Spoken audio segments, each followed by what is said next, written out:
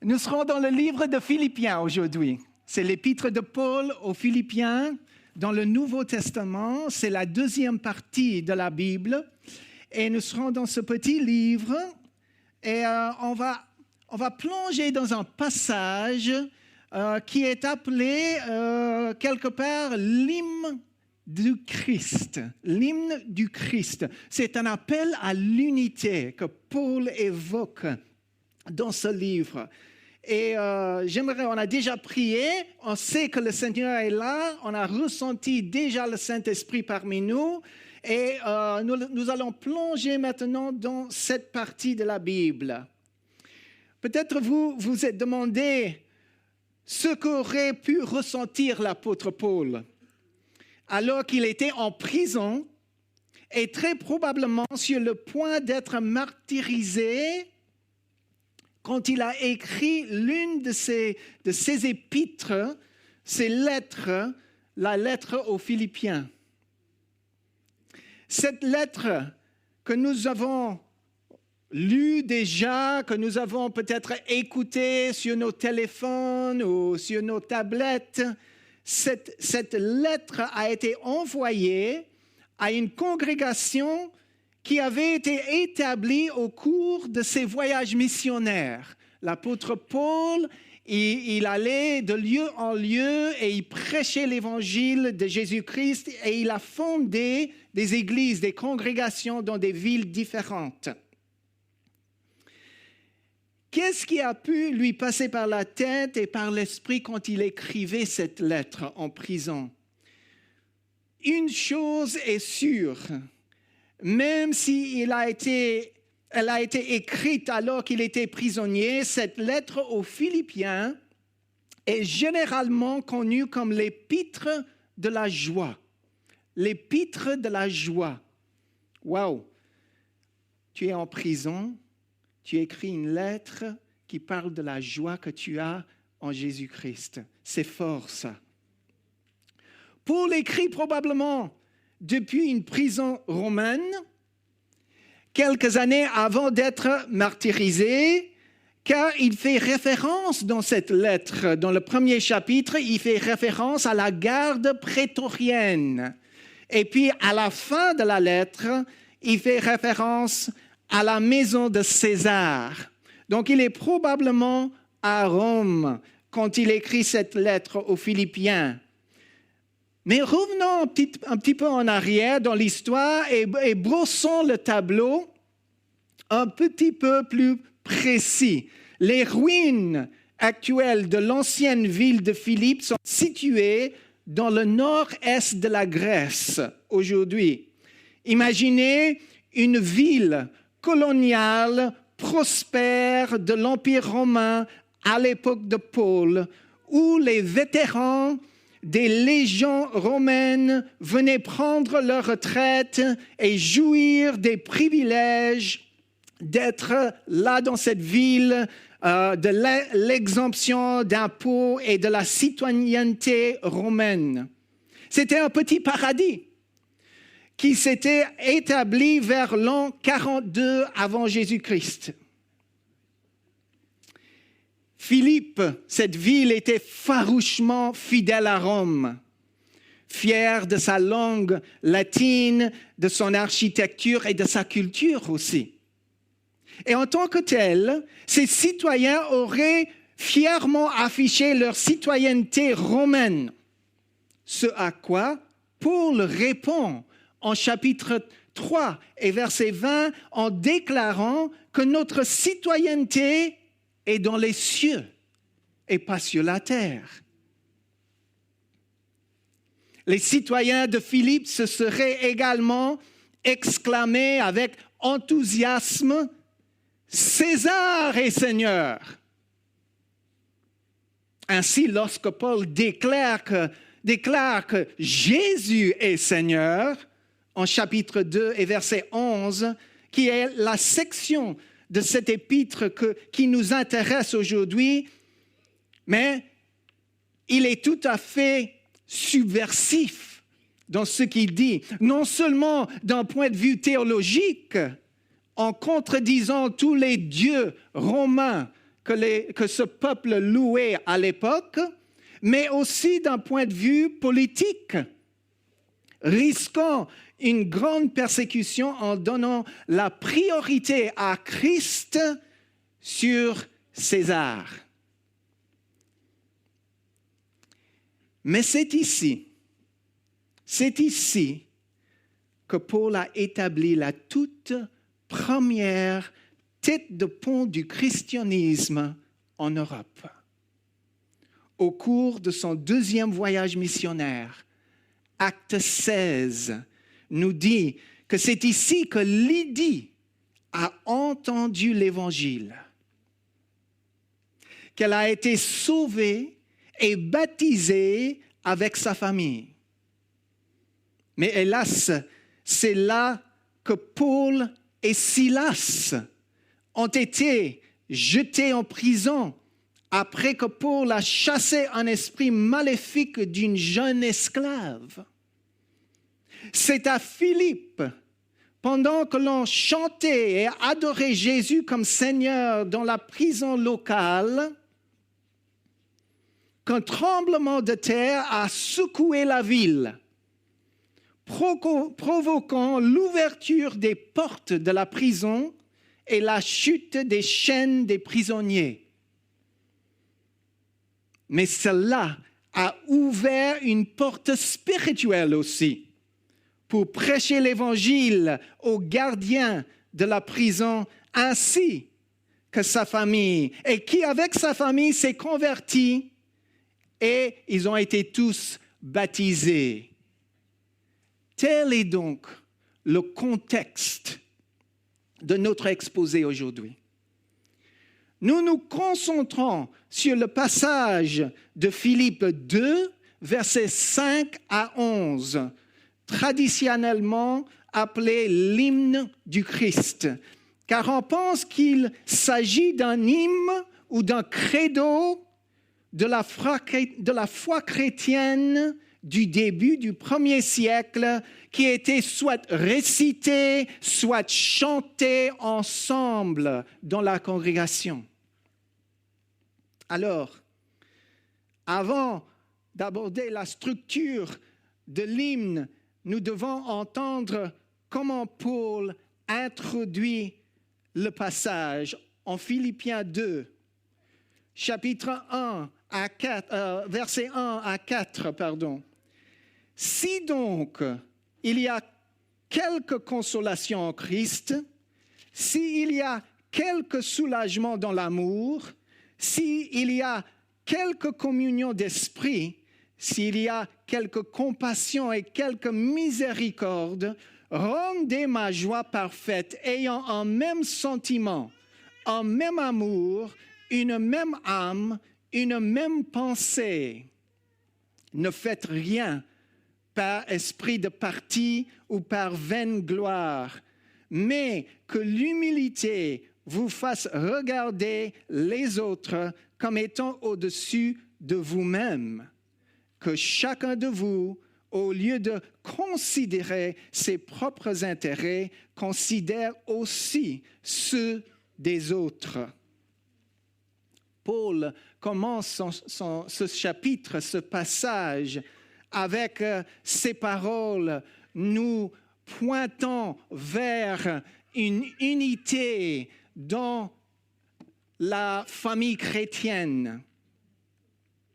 Il plaide en faveur d'un esprit d'unité les uns avec les autres, comme nous avons été unifiés avec le Christ. Pardon, je m'excuse.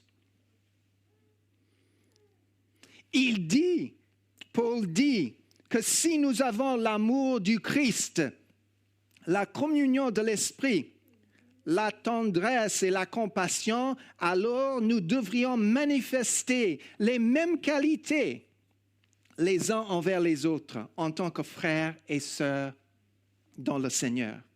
C'est ainsi, dit Paul, que les Philippiens peuvent compléter sa joie en apprenant de sa cellule de prison que telle est l'attitude de l'église de Philippe. Alors, ça nous met un peu plus dans le contexte. Et maintenant, on plonge dans cet hymne du Christ en Philippiens 2, versets 5, 6, 7, 8, tout d'abord, où ça parle de l'humilité de Christ. C'est la première partie du hymne. Ce texte est l'un des passages christologiques les plus importants du Nouveau Testament. Il contient une déclaration vitale sur la nature divine, l'œuvre rédemptrice et l'autorité souveraine du Seigneur, Jésus-Christ. Le texte fait cette déclaration sur Jésus-Christ en deux parties. Verset 5. « Ayez en vous les sentiments qui étaient en Jésus-Christ, existant en forme de Dieu, il n'a point regardé son égalité avec Dieu comme une proie à arracher, mais il s'est dépouillé lui-même en prenant une forme de serviteur, en devenant semblable aux hommes, et il a paru comme un vrai homme. Il s'est humilié lui-même, se rendant obéissant jusqu'à la mort, même jusqu'à la mort de la croix. » Amen.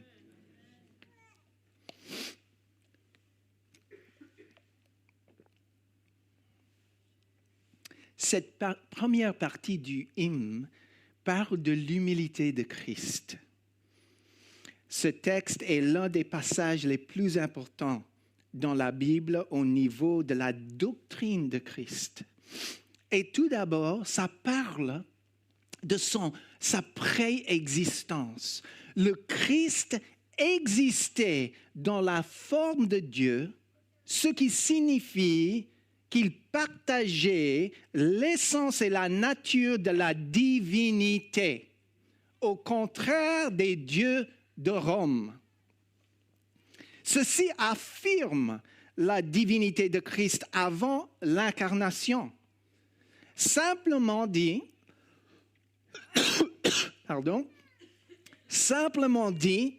le christianisme, mes amis, est le Christ.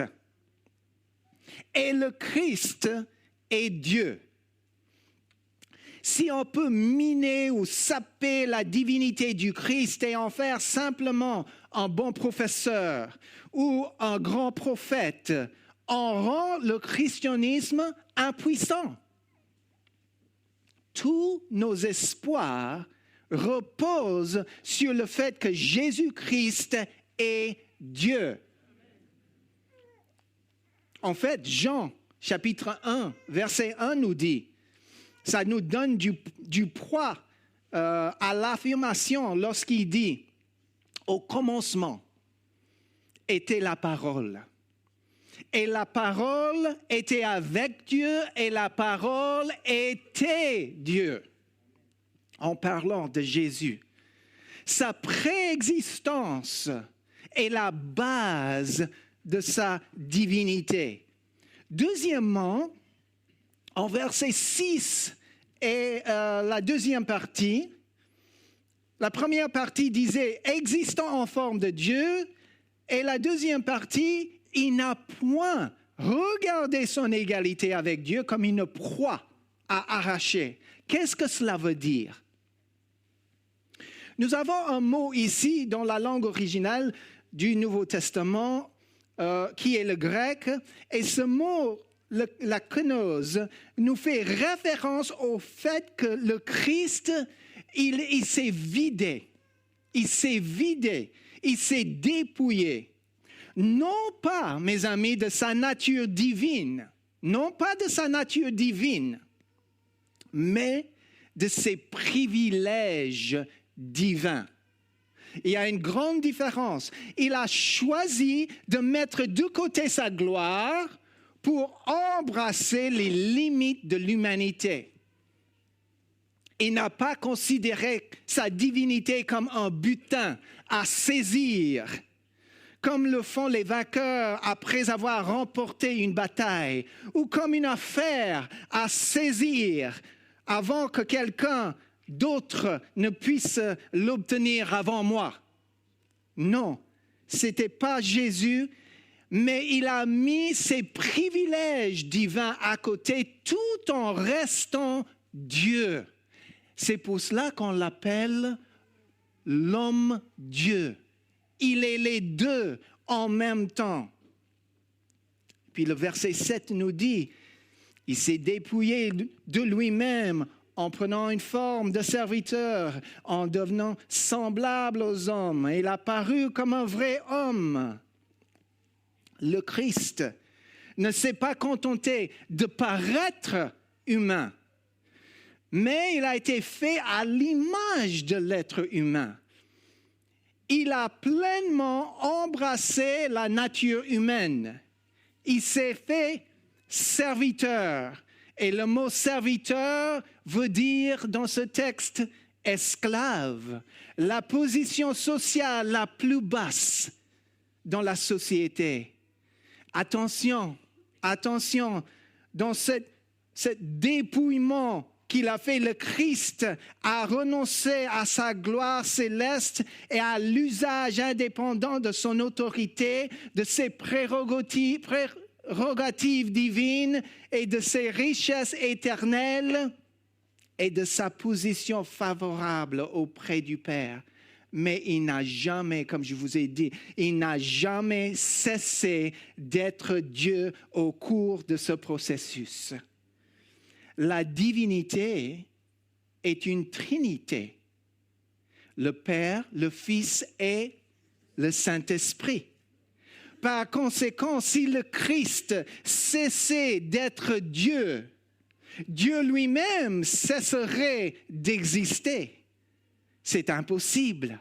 Et c'est pour cela que nous appelons ça un mystère de la divinité et de la façon dont Jésus a pu être homme et Dieu en même temps. Donc on a vu sa préexistence. On a vu qu'il s'est dépouillé de lui-même. On a vu qu'il était incarné en tant qu'homme.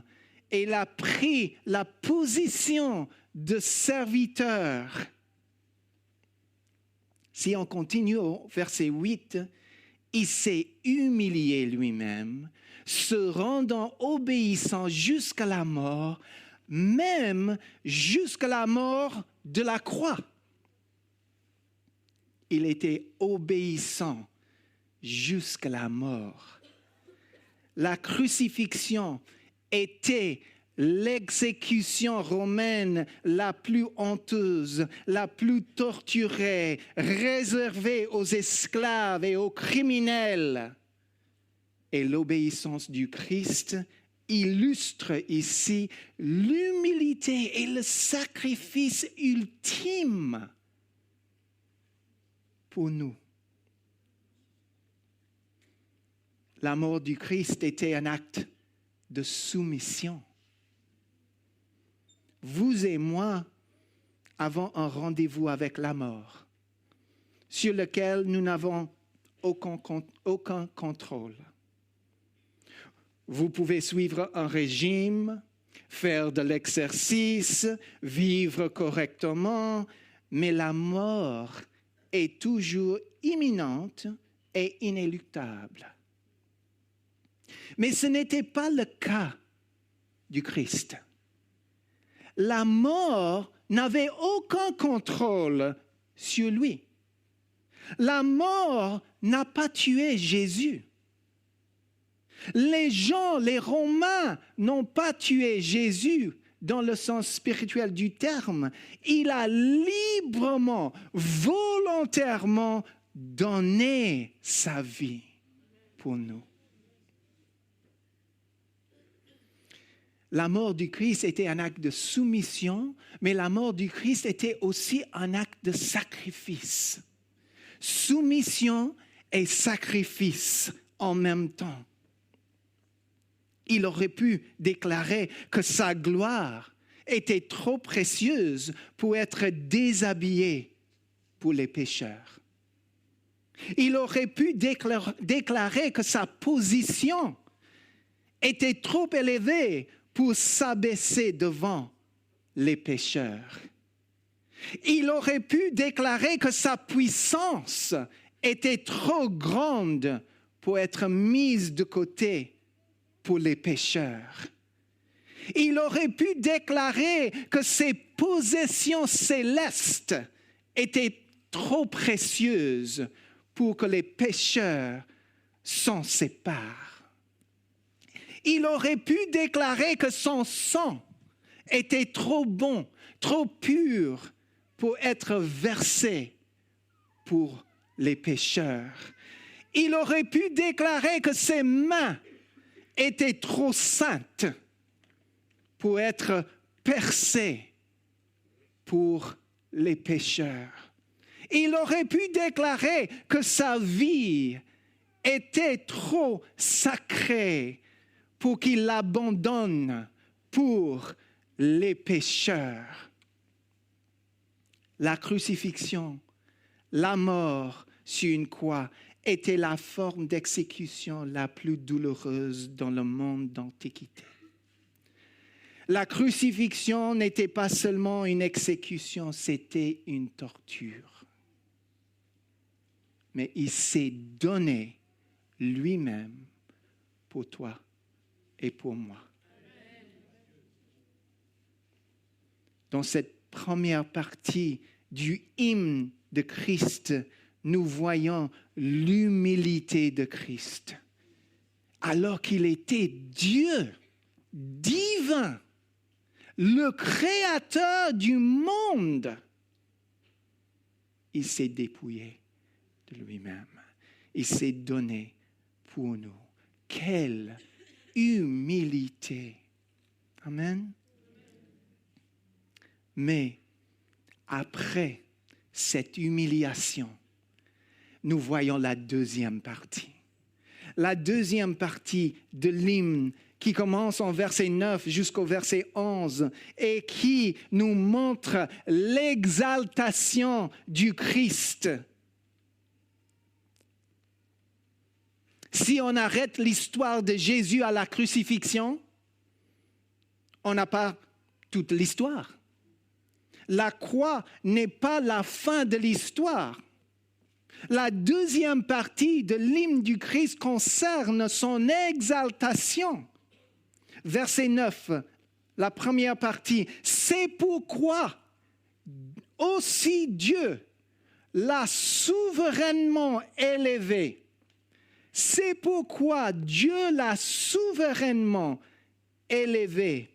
En raison de l'humilité du Christ, Dieu l'a exalté. Et le mot là en grec veut dire super exalté. Pas simplement exalté, mais super exalté. L'élevant au-dessus de toute la création lors de la résurrection et de l'ascension. Dieu l'a super exalté est le sens du texte originel. Dieu l'a élevé au-dessus de tout. Dieu l'a élevé au plus haut niveau. Dieu l'a élevé à une position de majesté suprême. L'humiliation de Christ a été entièrement compensée par Dieu. C'est pourquoi aussi Dieu l'a souverainement élevé et lui a donné le nom qui est au-dessus de tout nom. En fait, il y a eu un renversement total. Si on continue avec 9, 10, 11, un nom qui est au-dessus de tout nom, afin qu'au nom de Jésus, tout genou fléchisse dans les cieux, et sur la terre et sous la terre, et que toute langue confesse que Jésus-Christ est Seigneur à la gloire de Dieu le Père. En fait, il y a eu un renversement total. Le verset 6 dit qu'il n'a pas considéré l'égalité avec Dieu comme une chose à saisir. Et le verset 9 nous dit que Dieu l'a exalté.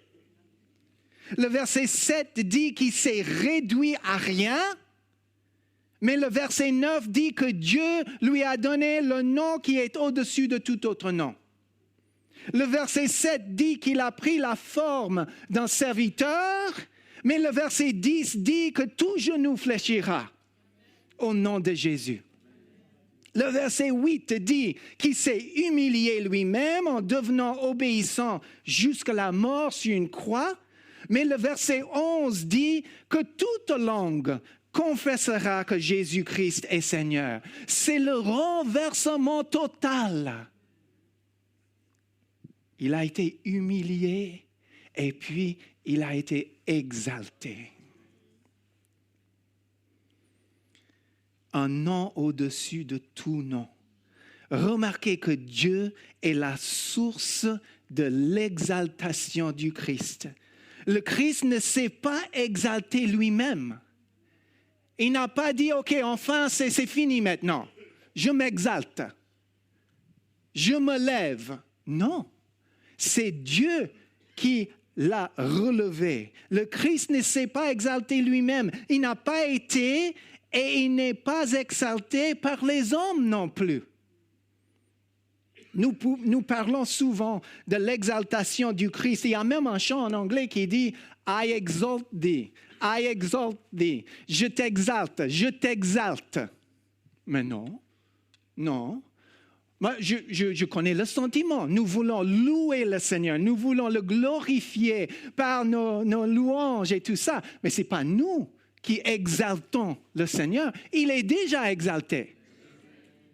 Dieu l'a souverainement exalté. Amen.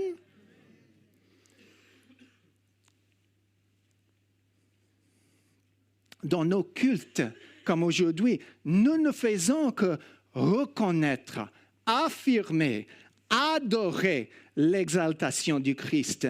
Nous ne l'accomplissons pas. Dieu l'a exalté et c'est chose faite. Le terme exalté est un accent grammatical qui signifie que Dieu a exalté le Christ une fois pour toutes. Amen. Et lui a donné un nom au-dessous de tout autre nom. Quel précieux nom est le nom de Jésus. Amen. Et puis nous arrivons au verset 10. L'adoration universelle. Paul fait écho à Ésaïe 45 et verset 23, où Dieu déclare dans l'Ancien Testament, la première partie de la Bible, où Dieu déclare que tout genou fléchira devant lui.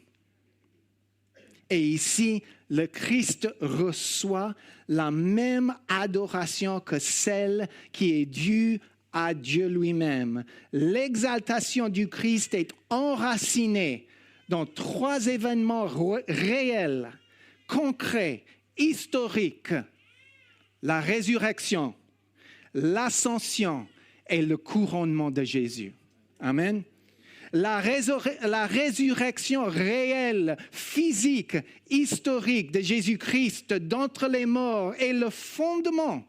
C'est le fondement de la foi chrétienne.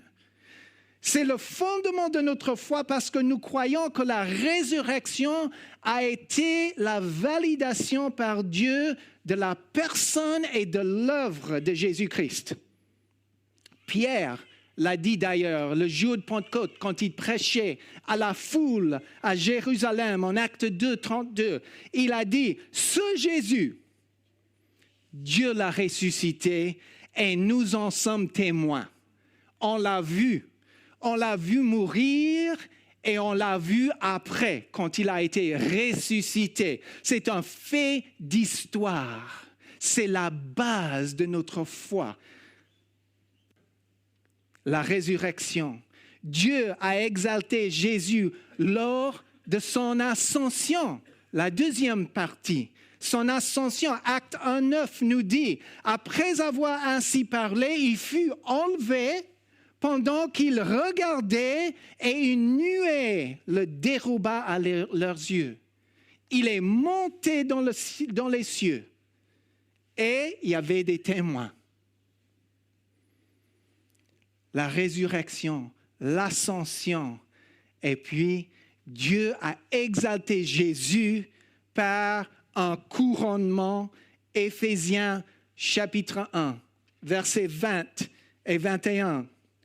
Dieu l'a ressuscité des morts et l'a fait asseoir à sa droite dans les lieux célestes, bien au-dessus de toute domination, de toute autorité, de toute puissance, de tout pouvoir et de tout nom qui se nomme, non seulement dans le siècle présent, mais encore dans les siècles à venir.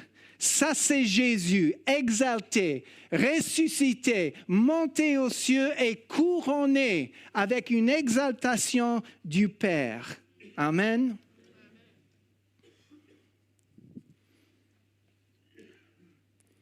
Lors de la résurrection, le Christ a été élevé au-dessus du péché, de la mort, de la tombe. Lors de l'ascension, le Christ a été élevé au-dessus du temps et de l'espace. Mais lors du couronnement, le Christ a été exalté au-dessus de tout nom qui soit nommé. Jésus est couronné roi au-dessus de tout, roi de tous les autres rois qui n'ont jamais existé. Et donc, la seigneurie de Christ est totale, absolue, universelle. Bouddha n'a pas ressuscité des morts. Mohammed n'a pas ressuscité des morts. Il y a un seul personnage dans l'histoire de l'humanité qui a ressuscité des morts et qui est toujours vivant, c'est la personne de Jésus-Christ.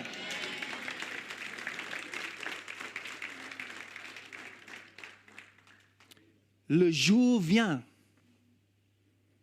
où la seigneurie de Christ ne sera pas niée. Tout genou fléchira devant le Christ.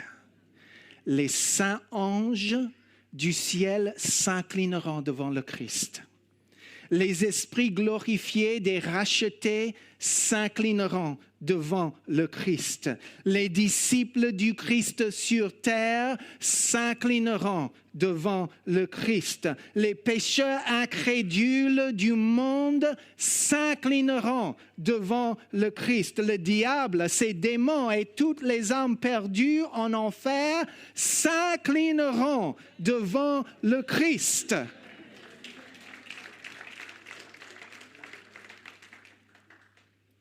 Parce qu'il est exalté au-dessus de tout autre nom.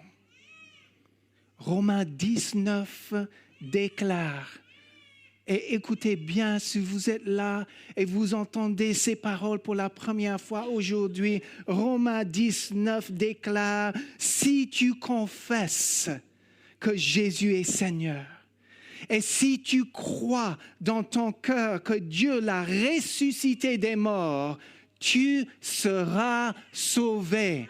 Tu auras la vie éternelle. Tu n'as plus besoin d'avoir peur de la mort ou peur de l'avenir ou peur de perdre ceci ou cela parce que tu seras accepté dans le sein de Jésus, dans la famille chrétienne de Dieu. Tu seras là avec lui et il sera avec toi. Et il te promet de t'abandonner jamais, jamais, jamais au grand jamais.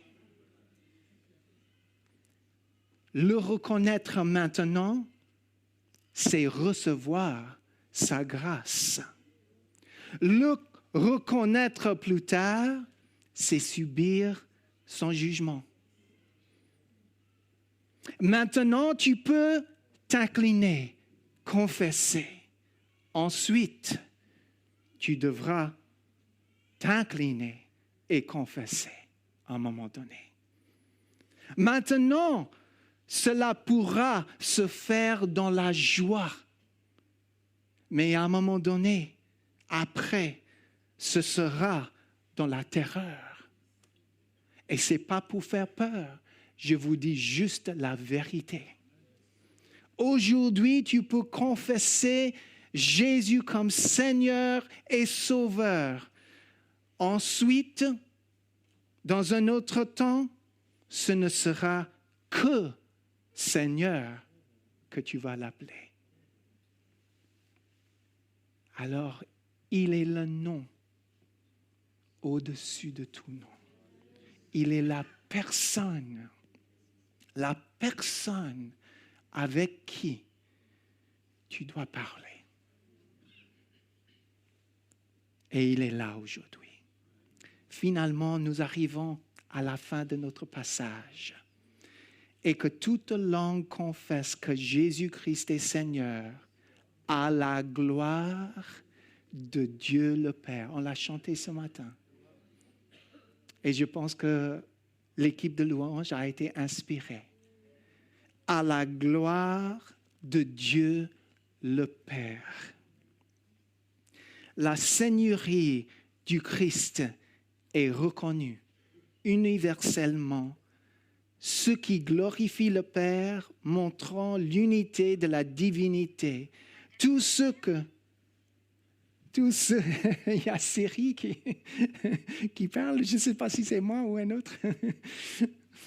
Tout ce que Dieu a fait, dont il est question dans cette ancienne prière de l'Église primitive, dans ce passage, tout ce qui est là, dont il est question de cet hymne du Christ, de l'Église du premier siècle, avait pour but de lui rendre gloire en tant que Dieu créateur légitime qu'il est.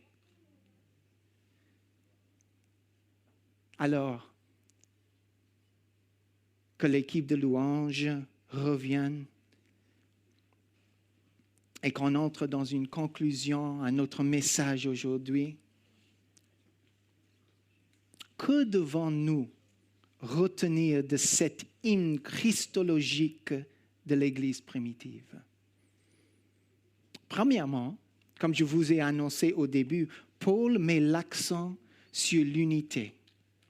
L'unité du corps, l'unité pour le royaume, l'unité pour nous-mêmes, l'unité pour notre témoignage au monde, l'unité parce que nous sommes un en Christ. Et peut-être aujourd'hui tu es là et tu as quelque chose contre un frère ou une sœur. Je ne sais pas. Je dis simplement, Paul nous appelle à l'unité. La Bible nous instruit avant que tu viens à l'autel pour mettre ton don, ton offrande. Et s'il y a quelque chose contre un frère, d'abord, tu vas chez le frère. Et vous entrez en réconciliation l'un avec l'autre. Peut-être il y a quelqu'un ici ce matin, et un chrétien, une personne, une famille, je ne sais pas. Mais je vous encourage dans l'unité. L'unité est importante pour la famille de Dieu. L'unité est tellement importante parce que ça va au-delà de nous-mêmes. C'est notre témoignage dans le monde autour de nous qui nous regarde et qui dit « Ah, ce sont des chrétiens et ils ne s'entendent pas. » Alors, s'il y a quelque chose, je vous prie, je vous demande de régler ça avec Dieu, avec ton frère et ta sœur. C'est ce que Paul nous instruit ici ce matin. Et deuxièmement, il s'agit d'un hymne, un credo pour le peuple de Dieu que nous sommes. Non seulement au premier siècle, mais aussi aujourd'hui. C'est notre déclaration de foi et notre credo doctrinal. Jésus a ouvert la voie pour nous. Et maintenant, nous suivons ses traces en agissant comme il nous a appelés le faire. Aujourd'hui, si tu es là et tu as entendu, en fait, ce que tu as entendu ce matin, c'est vraiment l'évangile, ce que vous avez entendu ce matin. C'est le nœud de l'évangile ici, ce que vous avez entendu. Et si c'est la première fois que vous entendez cela, et vous dites, tu te dis en toi-même, ça résonne pour moi. Il y a quelque chose qui a été activé dans mon esprit quand j'ai entendu ces paroles. Il y a quelque chose que je ne sais pas expliquer. Mais je vous assure, je t'assure, quand ça arrive, c'est le Saint-Esprit de Dieu qui agit en nous et au milieu de nous. Il agit aujourd'hui. Il parle à nos esprits, il parle à nos cœurs. Il nous invite à entrer en relation avec lui. Il nous invite à croire qu'il est vraiment, réellement ce que la Bible nous dit qu'il est. Il nous invite à être réconciliés avec le Père afin que nos péchés soient lavés, pardonnés, afin que nous expérimentions une nouvelle naissance, la Bible l'appelle, afin que nous puissions avoir la certitude de la vie éternelle et la certitude que nous sommes pardonnés et que nous pouvons tourner la page et commencer à nouveau avec lui. Et il promet d'être là. Donc je t'encourage, si c'est toi aujourd'hui, je vais appeler le pasteur Franck à venir et à nous guider dans un moment de prière, dans une prière peut-être pour recevoir le Seigneur aussi, parce qu'il est là, il est présent. Ne le repousse pas. Si tu ressens quelque chose dans ton cœur, dans ton esprit, accepte aujourd'hui. Il est là pour te donner une nouvelle vie, pour te transformer de l'intérieur vers l'extérieur. Ça s'appelle la nouvelle naissance, une régénération de cœur et d'esprit. Alors, je vous encourage ce matin, ouvrez vos cœurs, ouvre ton cœur, ouvre ta pensée, ton esprit à l'Esprit de Dieu qui est actif en ce moment dans cette salle, dans cette congrégation. Et je vous demande simplement, dans ces moments à venir, de réfléchir et de lui dire, Seigneur, est-ce que tu me parles? Est-ce que tu me parles ce matin? Je suis là, est-ce que tu me parles? Peut-être tu es venu avec le cœur lourd, avec beaucoup de problèmes dans ta vie, mais il est là. Il est là pour t'aider à surmonter. Il est là pour marcher avec toi. Donc, je vais passer la parole au pasteur Franck et il va nous conduire dans la prière de repentance ou autre, comme il le ressent. Au nom de Jésus. Amen.